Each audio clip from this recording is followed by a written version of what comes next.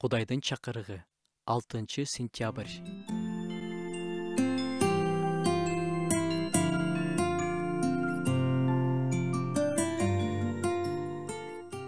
Коркунуч деген эмне? Коркунуч бул өтө жаман сезим. Коркунуч басканда адам катып, ичи титиреп, өзүн өтө жаман сезет. Коркунуч жүрөгүңдү алсыратып, энергияңды алып, денелик жактан да оорутуп, көңүлдү айнытат. Коркон адам жакшылыктуу тамакта жей албай калат. Коркунучтун чоңу кичинеси болот. Экзамен алдында коркуу, иттен коркуу, жылаандан коркуу. Олут турагы, согуш болуп жаткан жерде жашагандар күнүгө коркууда жашашат. Катуу ооруп жаткан адам өлүмдөн коркушу мүмкүн. Бейиш багында болушканда адам ата менен обо энеде эч кандай коркунуч болгон эмес. Коркунучтун көлөкөсү да болгон эмес. Эч нерседен коркпой, эркин жашаган абдан сонун.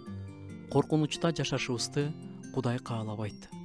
Эгерде коркунуч бир эле келип, тез эле кайра кетсе, ал көйгөй эмес. Мисалы, ит үрүп чыкса, коркуп кетесиң. 5 мүнөттөн кийин унутуп каласың.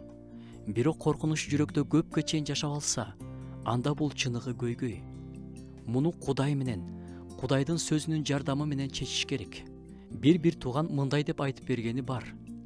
Ишенип калганыма бир нече жыл болгондон кийин туугандарымдан бирөө келип, сен мунуңду токтотпосоң, баш тартпасаң, бир күнү акырын эле тиги дүйнөгө узатып коебуз.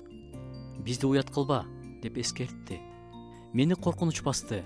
Күн дебей, түн дебей, ошол тууралуу эле ойлонуп калдым. Анан кандай жол менен экени эсимде жок. Бирок мен Кудайдын сөзүн алдым дагы.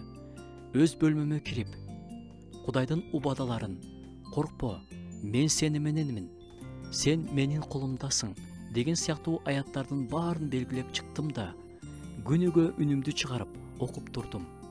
Ишеним угуудан. Өзүмдүн оозумдан чыккан сөздү өзүм угуп отуруп, ишеним келди. Кудай мени калтырбайт да, дедим.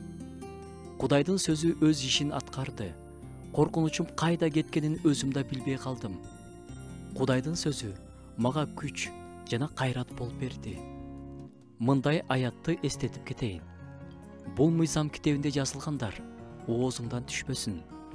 Оозуңдан, бул жерде оюңдан эмес, оозуңдан деп жазылган.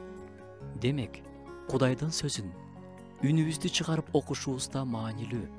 Коркунучтарды Кудайдын сөзү менен жеңе алабыз.